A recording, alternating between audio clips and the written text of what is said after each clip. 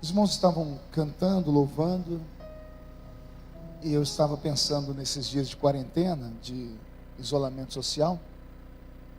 Estava meditando nos cultos que nós tivemos aqui de igreja vazia, e me lembrei, pastor Juliano, de uma história antiga que eu ouvi quando eu era garoto ainda. Numa certa cidadezinha de Minas Gerais, uma irmã recém-convertida, mas cheia do Espírito Santo, possuída por Deus, né? Naquele primeiro amor. Não sei se você sabia disso. Há uma diferença entre o crente que recém-nascido e o crente já velho, como eu e meu cunhado, que está ali de cabelo branco, né? É uma diferença. O novo crente, se falar para ele que Jesus está em cima de uma árvore, ele sobe em cima daquela árvore para achar Jesus, né? O velho crente é uma benção, né? Você fala para ele, Jesus estava no culto ontem, ele fala, quem é que estava pregando? Não, mas quem estava cantando? Essa irmã estava naquele primeiro amor ainda, né? O amor de novo convertido. E como só ela era convertida em casa, o marido não era, os filhos não eram, ela começou a ir para a igreja, e o marido dela era um pau d'água que só, né? Bebia mais do que uma brasilinha velha que eu tive. Gostava de beber. E ele foi se irritando com ela ir para o culto, porque ela chegava do culto alegre e falando, nossa, como Jesus é maravilhoso. Nossa, que poder, que culto, como Jesus é lindo, como Jesus é isso, como Jesus é aquilo. O cachaceiro ficou com ciúmes. E ele falou para ela, não é Jesus não, você está assim por causa do pastor da sua igreja. Deve ser o seu pastor que chama Jesus, porque do jeito que você fala dele. E ele acabou um dia falando, você não vai mais na igreja, e proibiu ela de ir à igreja. E ela então, durante o dia, conversou com umas irmãs da igreja que eram mais experientes, e perguntou para elas, o que vocês acham que eu faço? Eu desobedeço meu marido e vou para a igreja, porque Jesus é tudo para mim. Ou eu obedeço meu marido e deixo de ir no culto? E as irmãs disseram para ela, mulher sábia edifica a sua casa. Seja obediente ao seu marido e continue orando. No tempo certo, Deus vai abrir a porta. E ela morava assim, tipo uns 5 quarteirão da igreja. E as igrejas de antigamente faziam bastante barulho, né? Então ela disse que um dia estava com a janela aberta para a rua, e lá passou as irmãs, e as irmãs indo para a igreja com a Bíblia na mão, dizendo, Maria, estamos orando pela senhora, viu? A senhora não vai, mas nós vamos lá e vamos orar pela senhora. E ela dizia então que ela fechava a janela, escutava de longe, né? Os instrumentos de banda, né? Bateria, trompete, aqueles instrumentos de banda, de coreto, que a igreja antigamente usava. E ela então acompanhava de casa. Ela cantava os hinos da harpa em casa, quando dava para ouvir. Quando ela imaginava que era a hora da oração, porque acabou os hinos, ela ficava de pé, sozinha. Na hora da pregação da palavra, ela ajoelhava e chorava, porque não tinha como ouvir a palavra. E ela orava e pedia a Deus, Senhor, eu quero voltar para a igreja, eu quero estar do seu lado. E ela fez isso, um dia, uma semana, um mês, 2 meses. No 3º mês em diante, ela começou a se desesperar. Quando ela via as irmãs indo para a igreja, ela entrava no quarto e não conseguia mais cantar, só sabia chorar, porque a vontade dela era estar na igreja. Aí, conta a história que um dia ela desesperou tanto, que ela falou, Jesus, eu não aguento mais orar. Ela arrastou uma cadeira e colocou do lado da cama dela. Ela disse, o senhor senta aqui, porque eu quero ter uma conversa séria com o senhor. Como assim? Eu te sirvo e eu não posso ir na igreja. Por que meu marido tem mais poder do que o senhor para me livrar disso? Por que o senhor não manda hoje? Por que o milagre não acontece? Ela ficou muito brava, mas muito brava. Ela esbravejou tanto com Jesus que daqui a pouco ela se arrependeu. Quando ela se arrependeu, ela dobrou o joelho e falou assim, Jesus, na verdade não era isso que eu queria falar. O Senhor é tudo para mim. O Senhor é precioso, o Senhor é lindo, o Senhor é maravilhoso. Eu não vivo sem a sua presença. Na medida que ela estava falando assim, o marido dela veio chegando do boteco. Ao invés de entrar pela porta, passou pela janela do quarto. Escutou uma falação lá dentro, ele botou o ouvido na janela e só começou a escutar. E começou a escutar ela falar, eu te amo. Eu não vivo sem você. Você é tudo que eu tenho. Que bom que você me visita quando eu estou sozinha. O marido falou, essa mulher está me traindo agora dentro de casa, não é mais nem com o pastor da igreja não. Ele entrou dentro da casa dele pela cozinha, pegou um facão de cortar cana, ele empurrou a porta do quarto com o pé. Quando ele entrou, ele levantou o facão para o rumo da cadeira, porque ela estava conversando com a cadeira, e quando ele levantou o facão, ele caiu para trás. E caiu enrijecido. A mulher olhou para ele, percebeu que ele não estava bem, colocou a mão, começou a orar, ele ficou endemoniado. Ela expulsou o demônio dele. Quando o demônio saiu, o homem sentou na cama, a cachaça foi embora, a embriaguez foi embora, e ele começou a perguntar para ela: cadê o quê? Cadê aquele homem que estava sentado nessa cadeira aqui? E ela: que homem? Eu vi, era um homem bonito, estava com a roupa branca. Eu vim, você estava falando que amava ele, eu vi ele aqui, eu levantei o facão porque eu ia matar ele. Ele olhou para mim e sorriu, e eu não vi mais nada. Quem era aquele homem? E a mulher disse: aquele é o meu Jesus. Que quando o crente ora, o Senhor se faz presente. Que essas histórias antigas voltem a acontecer no tempo presente. Porque Jesus é o mesmo, Ele não mudou. É o mesmo de ontem, hoje e será eternamente o mesmo. Amém, igreja? Eu li um texto com os irmãos hoje. Para mim é um dos textos mais bonitos do livro de Atos dos Apóstolos. Porque é um texto que mostra a misericórdia. E vai além do que a religião diz. Por quê, pastor? Porque a religião diz que Deus só ouve a oração do salvo. Pelo menos nós crescemos numa igreja assim. Eu sou assembleiano e desde menino na igreja me ensinaram: Deus ouve a oração dos santos. Deus ouve o clamor daquele que está ligado na videira. Deus ouve o louvor daquele que é batizado nas águas, aquele que é batizado com o Espírito Santo. Deus recebe o jejum daquele que serve a Ele. E aí Atos 10 dá um nó na nossa cabeça. Primeiro, o homem não era crente, não era cristão, era um pagão. O nome dele é Cornélio, um centurião. Era um homem da corte chamada romana. E esse texto, ele lança tanta luz que me deixa até emocionado, que todas as vezes que a gente fala de Roma, dos romanos, a gente lembra dos romanos crucificando Jesus, que eles criaram os piores métodos de tortura, que eles oprimiam Israel. Mas a Bíblia diz aqui que esse romano era bondoso com o povo.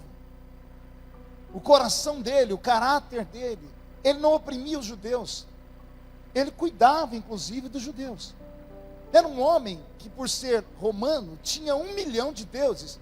Porque a cultura grega naquele tempo, junto com os romanos que criaram a cultura helênica, davam a eles o direito de adorar o panteão sagrado de todos os deuses da Grécia.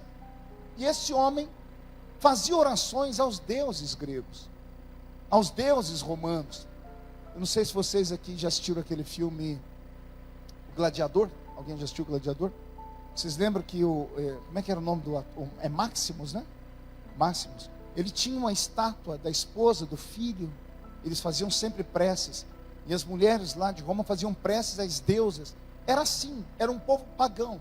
Eles buscavam a verdade que eles não conheciam que era ainda.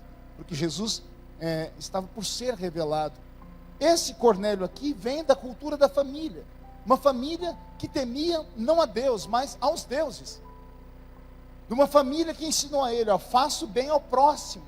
Porque até esmolas ele dava.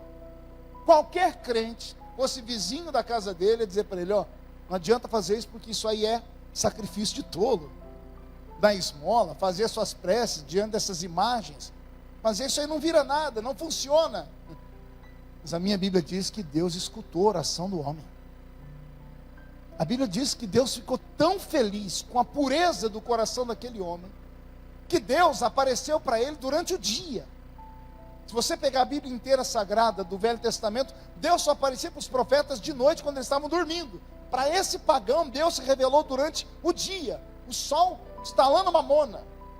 Ele não teve um sonho, ele foi arrebatado em espírito. Houve um arrebatamento de sentidos.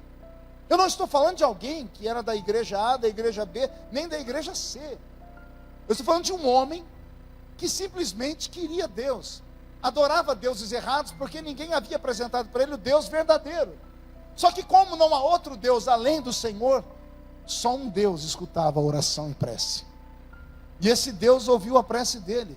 A Bíblia não diz que Cornélio orou 3 vezes, 10 vezes. A Bíblia pega ele num dia. A Bíblia diz que Cornélio foi visitado por Deus, e Deus disse para ele: olha, suas súplicas e suas esmolas estão diante de mim em forma de memória. Então eu vou te dar o caminho. manda chamar um homem que se chama Pedro.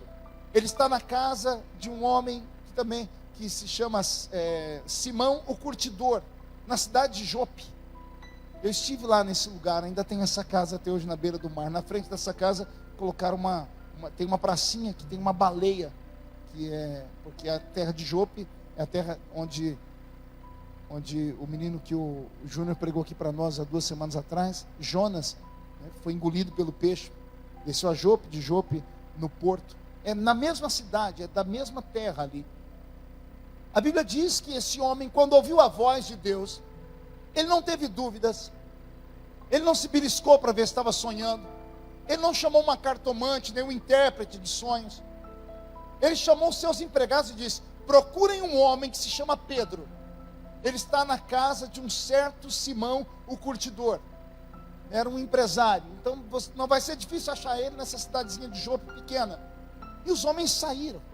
3 dias depois, esses homens estavam entrando na cidade. Quando eles estavam entrando na cidade de Jope, o apóstolo Pedro estava no 2º andar da casa, numa espécie de terraço.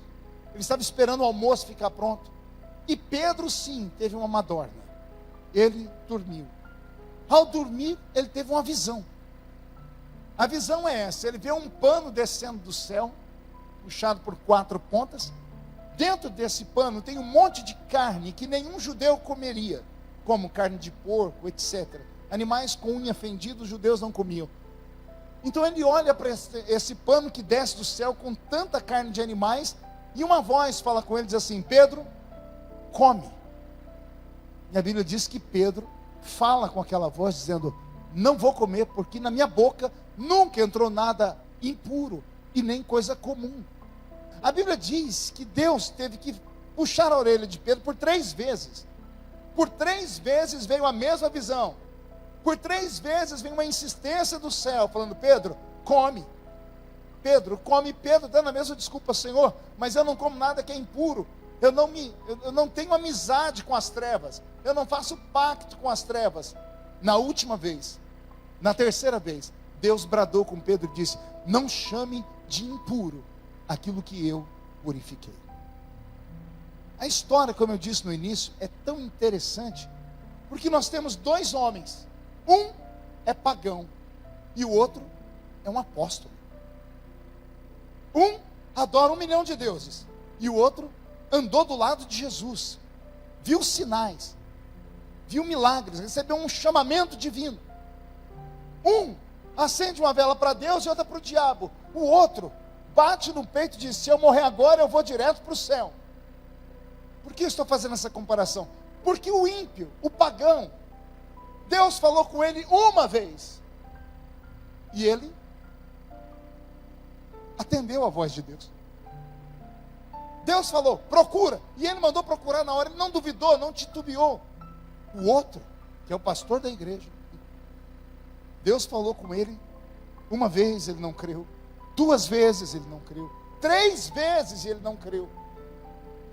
Aí eu fico imaginando que Pedro, nessa história aqui, representa, parece que, a igreja moderna, a igreja dos tempos modernos, a igreja que parece não ter mais sensibilidade para ouvir a voz de Deus. A igreja que, quando Deus fala, ela quer um sinal, ela quer algo mais profundo, ela quer algo que seja tocável, algo que não traga nenhum tipo de dúvida. Ela quer ter certeza absoluta, ou mais que absoluta, que é Deus que está mandando mesmo. Ao passo que Cornélio representa aquela pessoa que tem fome de Deus, e quando Deus for revelado a ela, ela se entregará da melhor maneira possível. Quando eu vejo essa história, eu fico imaginando quantos de nós perdemos a oportunidade de levarmos alguém a Cristo. Quantos de nós já passamos perto de um amigo, ou no trabalho, ou em qualquer outro lugar, e aquela voz interior, né? Porque Deus não fala aqui, Deus fala aqui. E o coração queima, e você, com vontade de falar para a pessoa, se nega. Porque você diz: não, isso é coisa da minha cabeça, é minha amiga, é minha cliente, é meu patrão, o que eu vou fazer com isso? Olha que interessante. Estou pregando isso aqui porque hoje pela manhã eu fui acordado. Quer dizer, eu acordei, fui olhar minhas mensagens no Instagram, e eu recebi uma mensagem que eu fiquei primeiro de queixo caído, pedi perdão umas 10 vezes a Deus, e depois me emocionei. Uma moça aqui da cidade, que era filha de uma patroa minha, muito rica, que ia no escritório onde eu trabalhava, foi lá 1, 2, 10 vezes, e eu nunca falei para ela do amor de Cristo, nunca. Por respeito, às vezes por vergonha, por medo, sei lá o que, tive chance. E ela mandou uma mensagem para mim dizendo assim: tem culto na sua igreja em Orlândia de que dia? Eu falei: mas quem é você? Ela disse: sou filha do fulano de tal. Eu falei, aí eu travei: mas por que você quer ir na minha igreja? Eu falei assim: não, porque eu tenho me alimentado das pregações suas do YouTube, já tem 2 meses. Eu falei: quem te apresentou? Foi uma funcionária minha, ela mora hoje em Camboriú, Balneário de Camboriú, é uma empresária, uma médica. E ela disse: olha, essa moça que trabalha comigo, que é evangélica, ela já está comigo há 2 anos, ela nunca me convidou para ir na igreja também, e ela nunca pregou para mim. Eu falei: e como é que ela te apresentou minhas mensagens? E ela disse: me deu uma vontade tão grande de conhecer o Deus que vocês servem. Eu falei: por quê? Por causa do testemunho dela. Ela passou por um vendaval com os filhos, eu teria morrido, e ela sempre dando glória a Deus. As pessoas falam dela e ela não reclama, ela não xinga, ela não reage. Eu fui perguntar para ela: o que é isso? Aí então ela disse: é Jesus na minha vida. Eu falei assim: por que você não tem essa paz? Ela disse: não tenho, eu procurei no Espírito. Ela começou a falar todas as religiões que ela foi. Veja só, se eu tivesse tido a coragem há 15 anos atrás, 20 anos atrás, 25 anos atrás, de falar do amor de Deus para essa pessoa, talvez ela teria ganhado tantas almas nesses 25 anos. Mas eu perdi a chance, porque às vezes ficamos insensíveis, às vezes somos egoístas, porque queremos o evangelho só para nós. É muito gostoso vir à igreja, é lindo levantar as mãos e cantar, é maravilhoso ouvirmos alguém pregar com conhecimento, principalmente quando tem uma pitadinha de humor que faz a gente rir. Culto também é entretenimento. Só que de nada valeria isso se alguém não tivesse ido até você um dia e falado para você: há um Deus no céu que te ama, há um Deus no céu que pode te erguer, te levantar. Muitas pessoas que me perguntam sobre a fé, eu digo para elas: se você depender de uma igreja para ir para o céu, você está perdida, porque você vai à igreja 1 vez por semana no máximo, quando no máximo o homem moderno vai 2 vezes por semana. Aí você calcula 2 cultos por semana, 3 horas de culto, e coloque 24 horas vezes 7, depois do total você tira 3. Você tem essas 3 horas abastecidas a sua alma, e o resto você está à mercê do mundo, à mercê das informações ruins, à mercê da televisão, à mercê das brigas, à mercê das tentações, à mercê de tudo. Se a pessoa depender só da igreja para ir para o céu, ela está frita. Essa pandemia está provando isso, está mostrando isso. Você precisa ter comunhão com Deus. Você precisa saber que onde você dobra o seu joelho, ou onde a planta do seu pé pisa, o anjo do Senhor acompanha você até ali.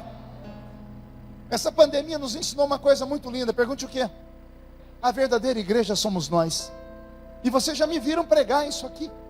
Eu sempre falo: isso aqui é só um templo feito por mãos humanas. E por mais que me doa falar, é a Bíblia que diz: Deus não habita em templos feitos por mãos humanas. Pastor, se Deus não habita, o que eu venho fazer aqui? Você vem trazer Deus para cá, porque você é a verdadeira igreja.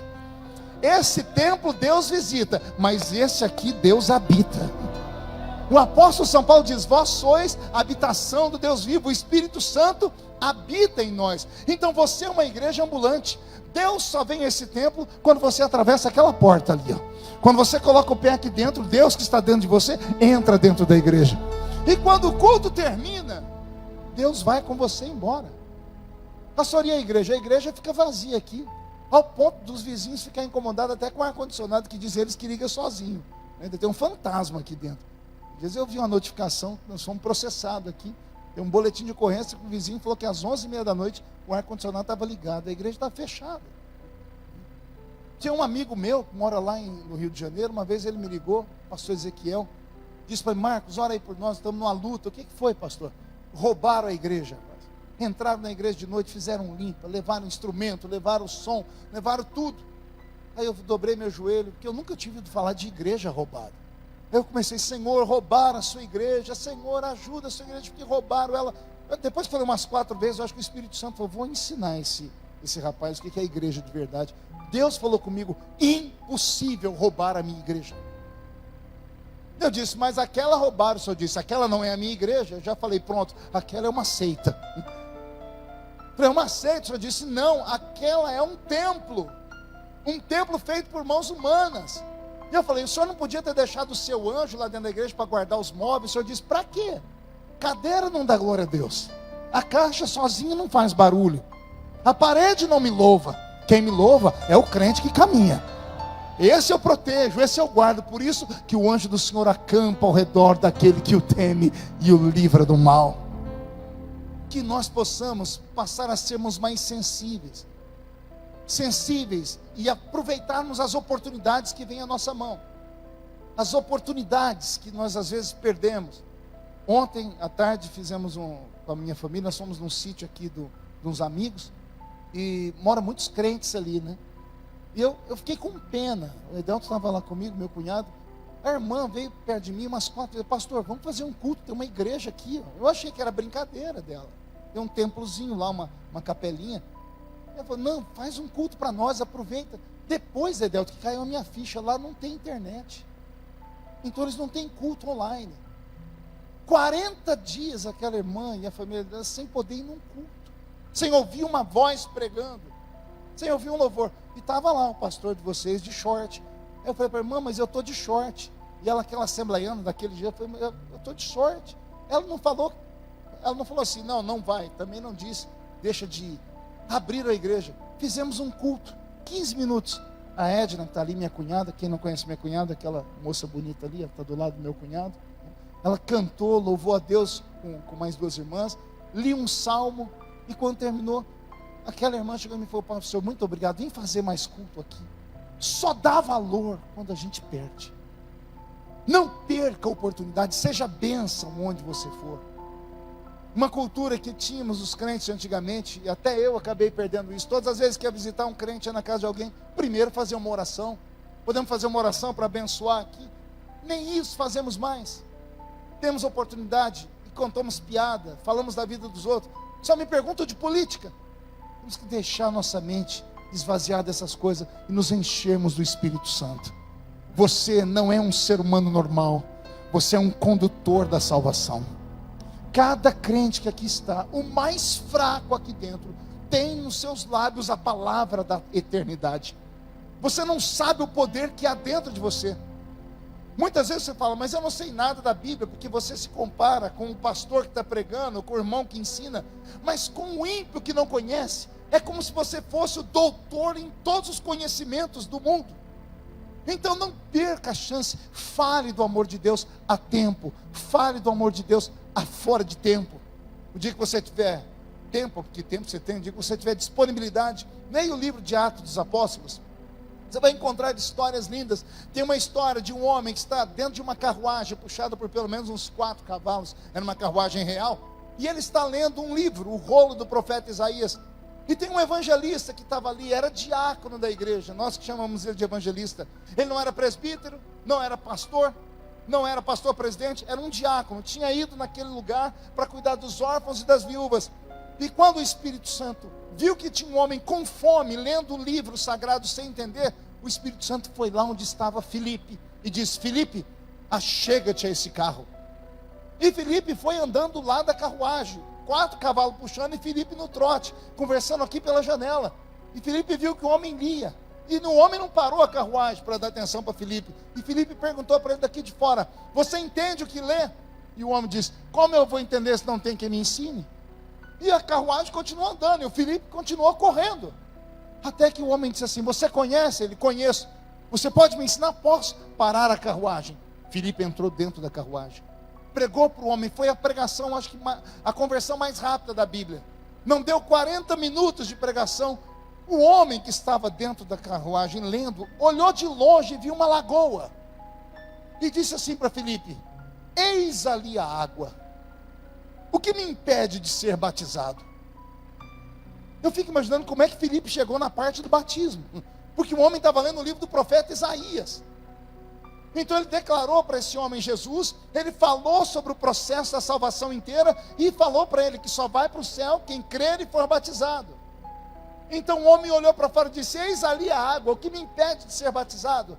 Oh meu Deus, se fosse hoje, ia ter que passar por uma triagem tão grande, ia ter que puxar a capivara do cidadão, para saber se ele é bom pagador, se ele já casou quantas vezes na vida, se ele é isso, se ele é aquilo, porque é isso que a maioria das igrejas fazem, incluindo a nossa às vezes.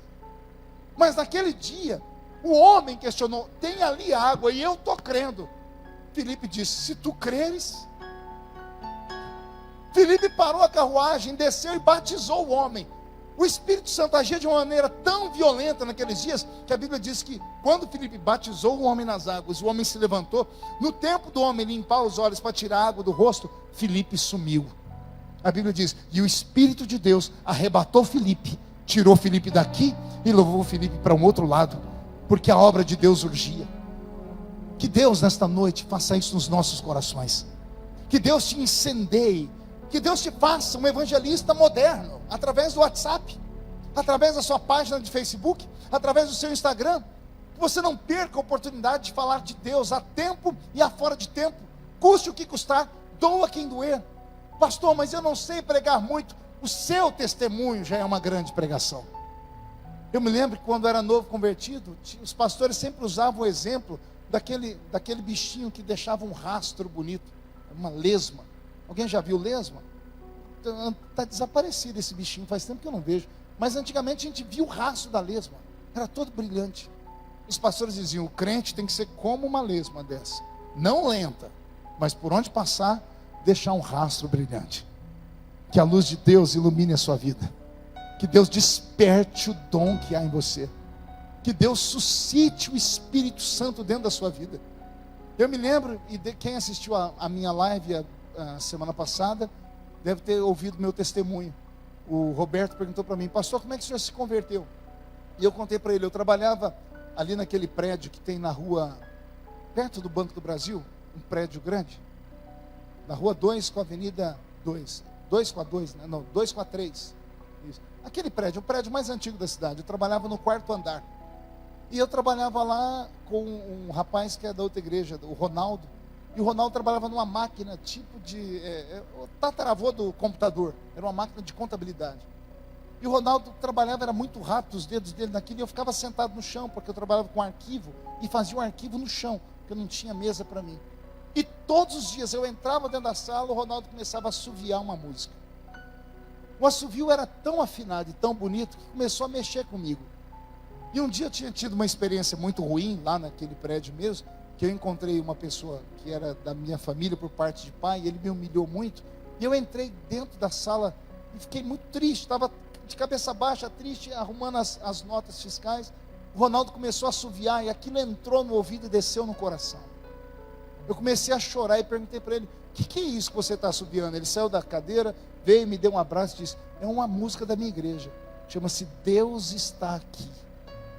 E quando ele cantou Deus Está Aqui, Deus se fez presente ali. Eu me emociono só de lembrar, porque foi o meu primeiro contato com um Deus vivo, um Deus que fala, um Deus que toca, um Deus que se move quando nós convidamos Ele. Eu já amava Deus, mas o Deus que eu amava ficava pendurado em uma cruz. O Deus que eu amava era o Deus aqui da paróquia Cristo Rei, onde eu fui coroinha. E eu ia lá e colocava a mão no pé dele, que tinha uma estátua grande. Eu ficava com pena dele, todo arrebentado, todo destruído. Eu precisava tocar, eu ficava com pena dele. Aí agora eu estou dentro de uma sala, num escritório, um crente cantando. E esse crente começa a cantar, meu corpo começa a arrepiar inteiro. E eu perguntei: o que é isso? Ele disse: é o que eu estou cantando, Deus está aqui. O Deus dessa igreja fala, o Deus dessa igreja toca. O Deus desse povo aqui, Ele sabe os nossos problemas e Ele nos ajuda. Nós só precisamos acreditar nele. E esse grito de glória a Deus que sai dentro de nós não fica nessas 4 paredes. E não é um louvor ao pregador, atravessa o teto e vai até o coração dele. Deus está aqui. Que o Espírito que veio sobre Pedro naquele dia, que ele pregou para Cornélio, porque a unção que veio sobre Pedro foi tão grande. Detalhe, escutem, Pedro foi sozinho. Ele não levou um presbítero, ele não levou uns irmãos para ir com ele, os irmãos de fogo, de oração. Não, Pedro foi sozinho com os empregados de Cornélio. Quando ele entrou dentro da casa de Cornélio, Cornélio não estava sozinho. A casa estava cheia de gente, amigos de Cornélio. Quem era amigo de romanos? Só romanos. A alta corte estava ali, porque Cornélio deu o testemunho e disse: gente, eu tive uma visagem, eu tive uma visão, e uma voz mandou buscar um homem. Esse homem existe, ele está chegando, e ele vai me apresentar o caminho da eternidade. Quando Pedro chegou e viu a casa de Cornélio cheia, Pedro não se fez de rogado. Pedro apresentou Jesus para eles. E ele não pregou com essa eloquência que prega um pregador pentecostal como eu, não. Pedro começou a falar de Jesus, começou a contar a história dele. Esse é o filho de Maria, o carpinteiro, filho de José, que andou pela terra, que curou os enfermos, e foi dando testemunho. A Bíblia diz que enquanto Pedro pregava, o céu abriu, e o Espírito Santo caiu sobre todo mundo que estava naquela casa. Imagine, se fosse um congresso, se fosse um culto, tudo bem. Imagina, nós estamos aqui com só gente crente, só quem teme a Deus, e o Espírito Santo não pegou todo mundo ainda. Tem umas pessoas me olhando com o olhinho seco, só dá para ver o olho, né? O olho seco, parecendo um olho de sapo que morreu no dia de enchente, né? A desculpa da boca travada dá porque está com essa máscara aí, mas eu acho que dá para dar glória a Deus ainda, né? Veja só, Pedro estava com gente que era ímpia, com adoradores de estátuas, de demônios. Enquanto ele pregava, o coração deles se abriu, porque o Espírito Santo não pôs em qualquer lugar também. O Espírito Santo não arrombou a casa deles, não entrou como um ladrão, não. É que enquanto eles pregavam, Pedro pregava, o coração deles foi abrindo. Eles começaram a acreditar, eles começaram a enxergar a salvação, começaram a entender que o Deus de Pedro era melhor do que todos os deuses da Grécia. E na medida que o coração foi abrindo, Deus viu uma oportunidade, o Espírito Santo desabou dentro daquela casa.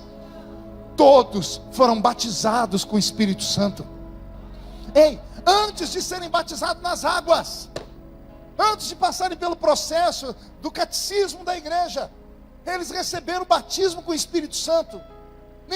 O Espírito Santo não olhou se eles estavam bebendo, se estavam fumando, se estavam se prostituindo, se tinham matado alguém há 5 minutos atrás. Não, quando a palavra foi pregada, limpou o coração deles e aconteceu o processo do novo nascimento. Ao nascer de novo, receberam o Espírito Santo. Alguém aqui tem o Espírito Santo dentro de si aí? Então adore a Deus. Já foi 40 dias de silêncio em casa. Vamos abrir os nossos lábios, vamos trazer o céu aqui para a igreja, para quando você entrar dentro do seu carro, o Espírito Santo tem um lugarzinho lá, e você ir para casa cheio do Espírito Santo nesta noite. O Deus de Israel é um Deus verdadeiro, é um Deus vivo, é o Cristo desta igreja. Que não aconteça conosco o que aconteceu com o pastor Pedro antes da pregação, ficar tão duro a ponto de não entender, ou de não acreditar, ou de ter vergonha, ou de ter medo, ou de ter dúvida, quando Deus lhe toca. Todo crente tem isso. Todo crente, ele é sensitivo. O que é sensitivo? É quando o seu lado espiritual ele é muito aguçado. Você entra nos lugares, você percebe. Alguém aqui já foi fazer visita? E quando colocou o pé dentro da casa da pessoa, o corpo arrepiou inteirinho? Quem? Levante aos irmãos que faz visita. Por quê? Porque você é sensitivo. Você percebe o mundo espiritual. Você, portanto, não é mais normal. Eu imagino quantas pessoas Deus colocou na sua frente e você sentiu. Pessoas que trabalham com pessoas, né? Ali a minha sobrinha Carita, que lida com gente toda hora. Eu acredito que você, quando foi tocar em alguém ou fazer algum tratamento, seu corpo arrepiou, você teve um sentimento. Quando isso acontecer, não tenha dúvida, fale de Cristo. As pessoas falam: qual é o sinal? Pastor, o sinal é esse: o coração acelerou, a boca secou, a perna bambeou. Fale sem medo, porque essa é a voz do Senhor não vem aqui, ela vem aqui. É uma voz que grita de dentro para fora, é uma voz interior. Por que é uma voz interior? Porque o Espírito Santo habita dentro de você. Pastor, por que ele não fala claramente? Porque se ele falar claramente, é como se ele fosse alguém te dando uma ordem, como se ele fosse um tirano, como se ele fosse um ditador, te mandando: vai, é para fazer. E não é isso, ele segreda. O livre-arbítrio está dentro de nós. Falemos de Deus, a tempo e a fora de tempo. Já contei aqui nessa igreja o testemunho de quando eu ganhei o Adriano para Jesus. O Adriano, aquele pai está sempre aqui conosco. Adriano estava passando perto da fábrica de vela, na Avenida 4, ali onde eu trabalhava. Ele estava empurrando uma bicicleta e uma caixa de som desse tamanho aqui, um rádio de toca-fita, que era desse tamanho, aqui. Ele passou, eu vi ele pela vidraça. Eu senti um toque. Eu saltei da minha cadeira, botei a cabeça para fora e falei: Adriano. Ele olhou para mim, sorriu naqueles dentão bonito dele. Eu falei para ele: Jesus te ama. Ele travou e começou a chorar. Ele voltou, parou a bicicleta, sentou na cadeira, ele chorava sem parar. Eu não preguei uma hora para ele, só falei: Jesus te ama. Aí ele me perguntou: por que Jesus me ama? Aí eu mostrei para ele por que Jesus amava ele. Não é preciso muita coisa para você angariar para o reino de Deus. Se todo crente soubesse qual é o resultado de ganhar uma alma, os crentes ficariam desesperados. Como o grande evangelista Dwight Moody, que dizia que não conseguia dormir sem ganhar pelo menos uma alma por dia para Cristo. Ele levou durante toda a sua vida mais de 1 milhão de almas aos pés da cruz. Um dia ele acordou de madrugada, lá em Chicago, onde ele morava, e ele pegou um bondinho de madrugada, que ele não tinha ganhado nenhuma alma ainda para Jesus, ele não conseguia dormir, e ele ganhou um mendigo, enquanto ele estava dentro daquele bondinho. Ganhar alma é um presente que o ser humano dá a Deus. Como é que eu conquisto uma alma, pastor? A Bíblia Sagrada vai nos ensinar: aquele que ganha almas, sábio é. Isso aqui não é só um termo religioso. Ganhar almas é você conseguir a atenção das pessoas. O vendedor ganha almas, o pastor ganha almas, o político ganha almas, todas as pessoas que lidam com pessoas ganham almas. Agora, traduza isso para a fé. Use de sabedoria. Peça para Deus te mostrar, te revelar. Peça para Deus te mostrar pessoas oprimidas. Peça para Deus te enviar pessoas até você. Quando estiver lá nas suas mídias sociais, ore. Antes de abrir, coloque a mão sobre o seu aparelho, coisas de louco, e fala: Senhor, me mostre alguém com quem eu deva falar, alguém a quem eu devo apresentar, e Deus vai te dar, porque o reino de Deus depende de você. Lembrando que a Bíblia diz que os anjos quiseram ganhar almas. Já leu isso na Bíblia? Os anjos quiseram fazer o trabalho da igreja, e Deus os impediu. Imagine se os anjos pregassem, a terra inteira estava convertida. Imagina aparecer aqui no céu, aqui de Orlândia, Gabriel, com as suas asas gigantes e uma espada na mão, gritando: aceitem Jesus Cristo como seu Salvador. Quem não vai se converter? Aí Deus diz: nego aos anjos e dou à igreja. É o poder que só a igreja tem. Quem ganha almas, sábio é. Quem ganha almas, cobre uma multidão de pecados. Talvez aqui tenha a parte mais bonita e a melhor de todas. Se você anda meio capenga, caindo mais do que ficando de pé, e quer que seus pecados sejam apagados, oprimidos, é claro que nós temos o sangue de Jesus e a confissão, mas a Bíblia diz que quem ganha almas, uma multidão de pecados é coberta. A Bíblia não diz se são suas ou se são daqueles que você vai trazer. Então, dá uma interpretação dúbia. Ganhe almas, leve pessoas à cruz, leve pessoas a Cristo, mostre a elas que Jesus está voltando, porque eu não sei vocês, eu não tenho mais dúvidas. Jesus está voltando. Essa semana aconteceu um terremoto nos Estados Unidos. Terremoto que vem logo depois de uma pandemia desenfreada que travou o mundo inteiro. A ONU começa a gritar, porque os países não aceitam o protocolo da OMS, já estão tendo reuniões querendo levantar um líder único. Alguém que possa falar pelo mundo inteiro, pelo menos na questão da saúde. Porta aberta para a entrada do anticristo no mundo. Jesus está voltando. Todos os sinais que estão catalogados na Bíblia a respeito da vinda de Jesus já se cumpriram, todos. Nós estamos no intervalo que eu chamo de misericórdia. Deus respirando, Deus segurando o arcanjo aqui, dizendo: segura mais um pouquinho a trombeta, porque a família dela vai me aceitar, a família dele vai me aceitar, a cidade de Orlândia vai se converter, mais um pouquinho, segura. Jesus já está com as suas vestes ataviadas, porque ele vem como noivo buscar a igreja. Eu imagino ele agora lá no céu em uma sala, e os anjos costurando as suas vestes nupciais, dizendo: já está quase pronto. Deus olhando para o relógio, dizendo: o relógio está quase cruzando os ponteiros. Um arcanjo pulindo a trombeta: já já Jesus vai nos chamar. Só que antes disso, Vamos trazer os Cornélios para Cristo. Vamos ganhar esses homens e mulheres que têm fome e sede e não sabem a quem buscar, que buscam em religiões e em seitas, que não levam o homem a lugar nenhum, porque a igreja está calada. Eu fui fazer um estudo bíblico sobre o arrebatamento da igreja e digitei lá na internet: Jesus está voltando, para ver se tinha mensagens sobre isso. Eu encontrei pelo menos uns 10 sites logo no início, nenhum de igreja evangélica. Alziro Zarur, da LBV, Legião da Boa Vontade, seitas dos Mormons e outras falando Jesus está voltando. E os evangélicos que cresceram nesta doutrina, acreditando que Jesus ia voltar, estão calados, estão querendo um céu na terra, estão querendo viver o bem bom da eternidade aqui mesmo. Querem recursos, querem dinheiro, querem saúde, querem a família unida, querem tudo, menos carregar a cruz e levar almas ao céu. Que este momento seja um momento de despertamento para a igreja, porque Jesus está voltando, e Ele está falando com você, assim como falou com Cornélio. Não sei se é a primeira vez, se é a segunda, se é a terceira. É Deus dizendo: desenterra o seu talento, use ele, afie a sua espada, afine o seu instrumento, porque Jesus está voltando. Não é hora de brincar, não é hora de titubear, não é hora de ficarmos olhando para aquele ou para aquela, para os que nos magoam, para os que nos magoaram. Não é hora disso mais. É hora de lavarmos as nossas vestes no sangue do Cordeiro. É hora de recebermos um batismo com o Espírito Santo de verdade. É hora de falarmos em línguas, é hora de expulsarmos demônios, é hora de colocarmos a mão sobre os enfermos e mandar as enfermidades embora. E eu creio que Jesus pode dar isso a todos os que estão aqui nessa noite. Alguém crê nisso? Então fique de pé comigo em nome de Jesus.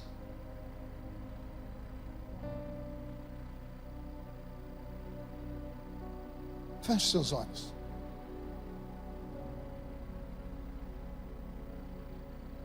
Como não podemos dar a mão para ninguém, coloque uma mão no coração.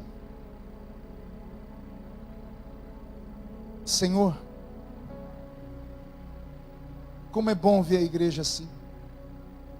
Quantas vezes nós reclamamos da igreja quase cheia, Senhor, falando que ela está vazia. E como foi duro ver a igreja vazia essas últimas semanas. Como estamos felizes de ver os seus filhos aqui no segundo culto, nesse domingo. Eu te agradeço, ó Deus, porque o Senhor ainda fala. Te agradeço porque o Senhor ainda ouve. Te agradeço porque o Senhor ainda caminha no meio da sua igreja.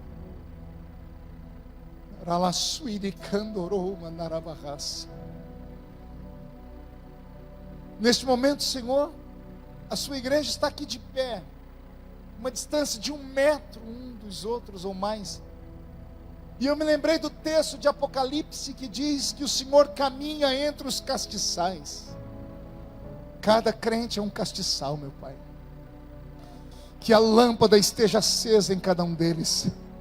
Por isso o Senhor caminha entre os castiçais. E se estiver alguma lâmpada apagada entre nós, Senhor, acende ela de novo. Ah, Senhor, derrama o seu Espírito, o seu azeite sobre essas lamparinas. Desperta, Senhor, a paixão por ganhar almas.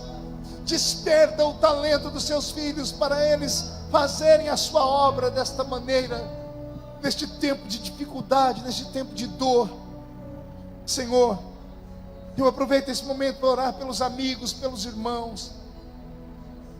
Como aquele amigo meu, Senhor, que me ligou anteontem, infartou em casa, porque não tem comida para dar aos filhos, porque não tem dinheiro para pagar o aluguel, e é um cantor que passou a vida toda na sua igreja, vivia do altar, vivia dos louvores. Ele acabou infartando, Senhor, pelo desespero de ver a família passando necessidade. Oh Deus, tem misericórdia, Pai. Tem misericórdia, Senhor, desses guerreiros, dessas guerreiras que vivem da obra, que vivem do altar, que vivem da fé. Estão sem o pão de cada dia, Senhor. Estão sem recursos para manter a dignidade de pagar pelo menos o aluguel de suas casas. Senhor, a nós que estamos aqui somos afortunados, porque a sua presença está entre nós. Renova, Senhor, enche a sua casa com a sua presença. O que aconteceu lá com Cornélio, faz acontecer aqui também, Senhor. Caia sobre nós, Espírito Santo. Renove aqueles que há muito tempo não falavam em línguas. Ah, Senhor, traz os profetas de volta à vida. Assim como o Senhor deu visões a Cornélio, arrebatamento de sentidos, distribui esse dom sobre a sua igreja de novo. Ah, meu Deus. E aquele, Senhor, que parou de pescar porque largou a rede, ó Pai, desperta ele de novo, ó Pai. Senhor, que o desânimo vá embora,